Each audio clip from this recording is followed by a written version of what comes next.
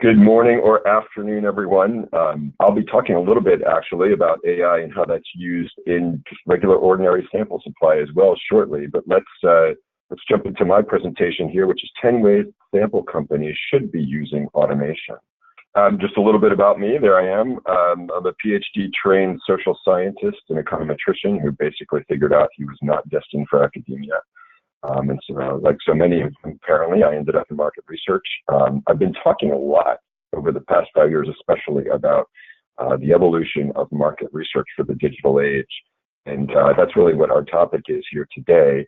We're going to talk specifically about automation and automation in the context of sampling and the provision of panelists for market research surveys. I'll organize my thoughts today in three main sections. I'm going to walk you through what should already be familiar to you, but basically the process of recruiting panelists and executing survey research. I'm going to talk about what's already being done because there is actually quite a lot of automation that's in place today, mainly focused around speed and cost reduction. But then really I'd like to spend most of my time on talking about the coming wave, which in many, not many companies, but in some companies is already here, but has the potential to really solve the big problems in sampling right now that people are talking about. So let's jump into the process here. This is a very simplified flow of what it looks like when you join a panel. You are recruited from one of many sources potentially. You are profiled, we get your demographics, etc. You are selected ultimately to participate in a survey and you get a reward. And ideally that process repeats over time so that you participate in multiple surveys. Then of course there's the standard survey research project. There's some planning that goes into it. That survey is commissioned. You go to a vendor and you say, I want to run this project. You have your specs and all the rest of that. It's programmed, and then it goes into field. The survey is run, the data are collected, and then there's analysis at the end of that. So let's line these up together and talk about the places where these processes sort of overlap, where at least the steps are kind of correlated. So this first area of gray here is the feasibility process, or the buying and selling of research. Then obviously we have the launch, and then when we are in field, we have the merging of panel and project in the form of people coming in and having quotas to manage, and also knowing what's happening in the field and how close we are to completing it. And then the project gets closed and the data are delivered and the incentive is passed back to the panelists. So there's our basic process here. I'm going to talk to you now about what's happening in terms of automation today. Let's start at the very beginning for the panelists. Already, the onboarding of new panelists is quite automated. Suppliers, panel companies typically have standing orders with the companies that source these participants, and then they direct them into what you might call a NewMR workflow. So they sign up into the panel, and then there's the collection of demographic profile data for targeting specifically.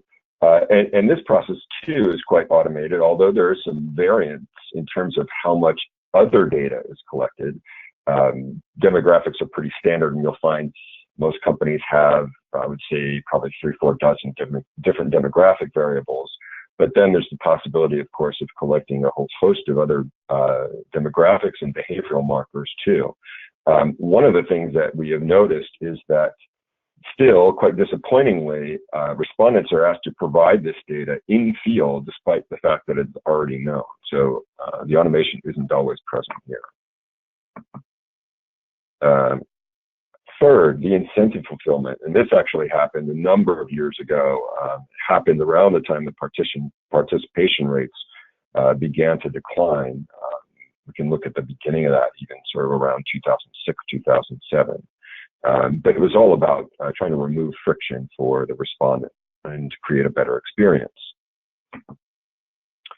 And then finally, there's quite a bit of automated buying and selling that's happening these days. And this is exactly what people are referring to when they talk about programmatic sampling. That said, there are still plenty of companies, including some very large agencies, that remain extremely manual when it comes to sample provision. So you can see here, these are 4 ways already that sample suppliers should be automated. And again, I would say that there's been a lot of progress here and a lot of strides. But what's happened is that this automation, as you can see here, has been fairly piecemeal. And apart from maybe making incentives be fulfilled more quickly, there's been very little that's been done to improve conditions for respondents. But let's now talk about the more interesting aspect here, which is the coming wave of automation. Let's talk about feasibility first. And I asked this question rhetorically: are we still really doing this in spreadsheets? And yes, the answer is yes.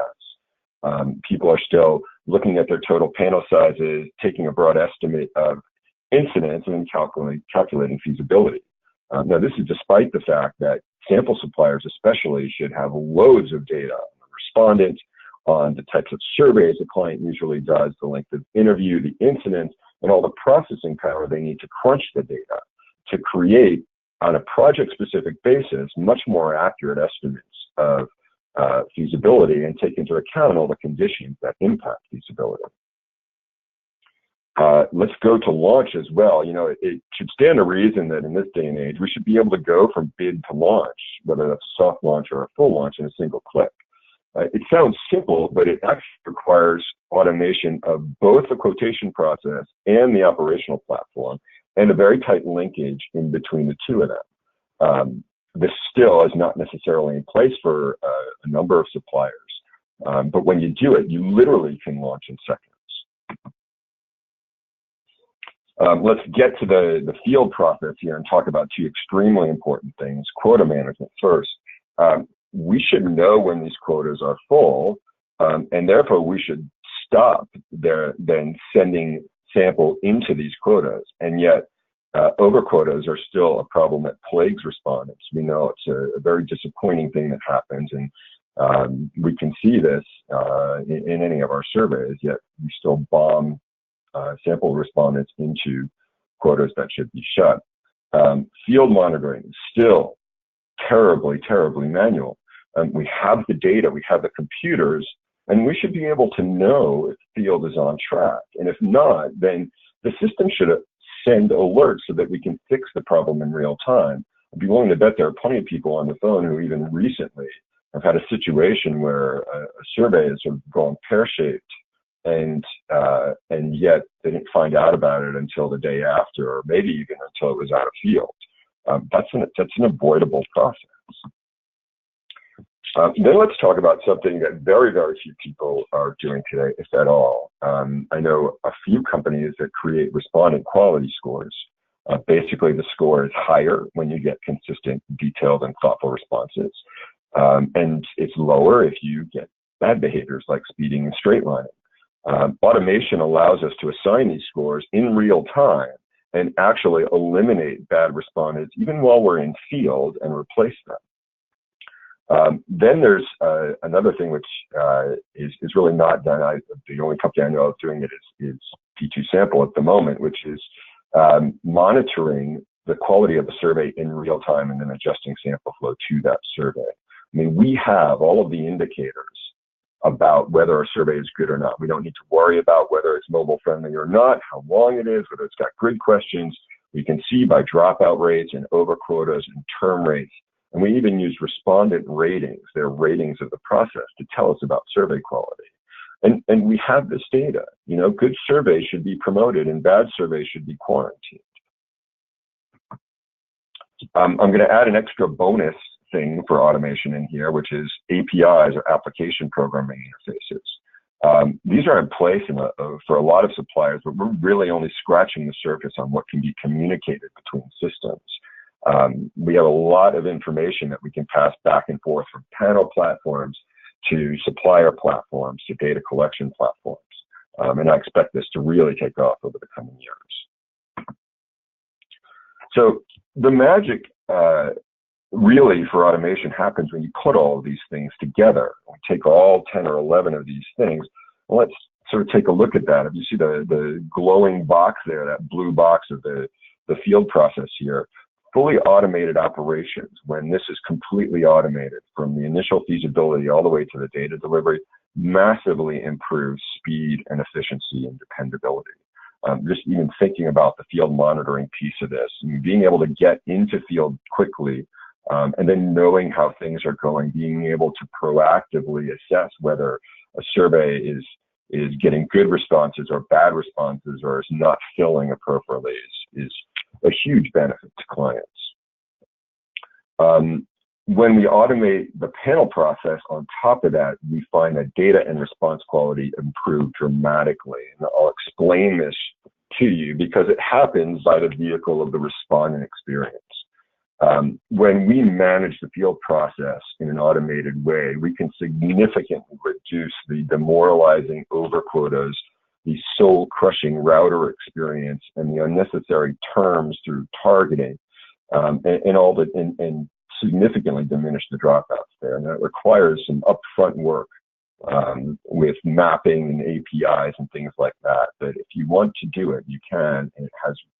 We actually have proof of this. We know that it delivers better data. Our industry has done tons of research that shows that bad experiences lead to bad data. We've found through third-party assessments of what we do that we have significantly greater engagement with respondents, and that leads to better data. But we can actually also create, instead of a vicious circle, a virtuous circle by using this all the way up the supply chain to improve conversion rates for our partners and thereby create long-term quality and even benefits in terms of unit economics for the suppliers. It's a win-win. Finally, I want to talk to you briefly about respondent validation and fraud detection, because that operates as well when you fully automate the panel and the field process. Adrian was talking about the data quantities required to do AI. Suppliers have all of this data. Just by point of reference, we process about 250 million data points a year. That's 250 million data points a year for all of our panelists in terms of demographics, survey responses, behaviors, device information, field statistics. We know that somewhere between, well, I shouldn't say we know this, the commonly held belief is that somewhere between 5 and 20% of completes in a study are fraudulent. I've actually done some work on this, and there are published articles, there are industry white papers, and even from discussions with colleagues, we see this. And the industry thinks that this is really, it's just the work of bots. That's the term that people use. But we couldn't be more wrong about that. In a study about the broader advertising ecosystem, and I have the information in my deck here, we expect that about 75% of the exploits that we see are mixed human and machines. Those of you who might have attended SampleCon heard a presentation by a couple of folks who were talking about even credentials for servers being available in the dark web. All of the techniques that we use today, and here are 8 of them, are both individually and jointly insufficient when it comes to really protecting the health, the validation elements of what we do as an industry. And so we have taken to using artificial intelligence here. Now, there are a lot of people who throw this term around, and I think Adrian would hopefully agree with me. You really need 3 things to do AI correctly. You need domain experience, you need a lot of data, and you need an algorithm. The algorithms are actually the easiest part, believe it or not. There's a lot that are publicly available, but a lot of them are based on techniques that are things that we're familiar with as researchers or statisticians. And there's Bayesian analysis, there's regression modeling, there's clustering. If you want to go further, there are neural networks as well. I can go on at length if you want, but I'm just going to simply say that in our experience applying AI to our current data set, we detected another 2/3. We were able to reduce fraud by another 2/3. Let's keep in mind that most of the fraud that people see these days are things that they see. There are things that they spot in open ends, or they're somewhat squirrely data where you get a person who's got demographics that are unusual. These are things that we've been able to see that none of our clients or our partners had spotted. And so we have turned that on and are using it that way. Our estimate is that somewhere around 1.5% of our remaining completes might be fraudulent, but truthfully what they look like is disengaged people. And actually this has become a good indicator for us as to who might become disengaged in the following study. And so we are using that as well to try to improve both the experience, but also manage the flow of respondents so that we do not have disengaged people in our surveys. So that's the second wave of automation. I mean, the exciting part about it is that it's addressing the problems that are really vexing the industry right now. And that it is possible to differentiate sample providers on this basis at the moment. And truthfully, if you're not automating, then you're not going to last long in the space.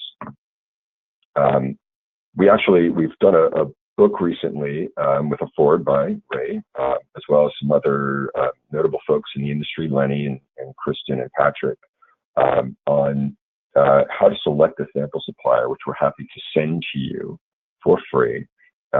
It just speaks about the role of automation and how we can continue to get the dependability that we need, the speed and agility, and the quality that's required, but doing it in a digital age. And so that's all I have to talk about today. I'm happy to take your questions. Thank you, JD. The first one, in terms of quota management, are you aware, have you looked at, or has anybody looked at predictive quota management? Because obviously you can stop sending invites when a quota is full, but some of those invites you sent in the last 12 hours are going to still be received and take people over. And if we think about the automation of telephone interviewing, that used a lot of predictive work. Is there scope to do predictive quota management? Sure, Ray. That's a good question with an interesting element to it about the invitations. So it is possible to do predictive quota management. You're basically using the data that you have on file to make your best estimate of how the survey will perform and the panelists that you have available to how quickly they'll respond. But what's interesting about the invite element is that invites are just only one of the ways that people are presented with surveys, and it's a decreasing frequency as well. And this is the case for, I would say, virtually all suppliers these days. Invites are a very crude tool to be able to sort of manage the flow of sample. And so, that you have actually portals. You have a number of different ways that people are presented with this information. But yes, it is possible to do predictive modeling, and that's in effect, if you're doing this, the best way to be doing it is by taking this data and estimating using predictive models. And have you looked at the use of chatbots either to help respondents or to query responses that look fraudulent, to pick up on questions and help support respondents when they're in the field? We in particular are not using chatbots. I don't know of anybody who is, but what we are doing is respondents whose scores start to decrease, and we make them go through remedial respondent training. There are videos and examples that we send them through to tell them about the answers that they're giving and to encourage them to provide more engaged and thoughtful responses. Super. Thank you so much, JD. Thank you, Ray.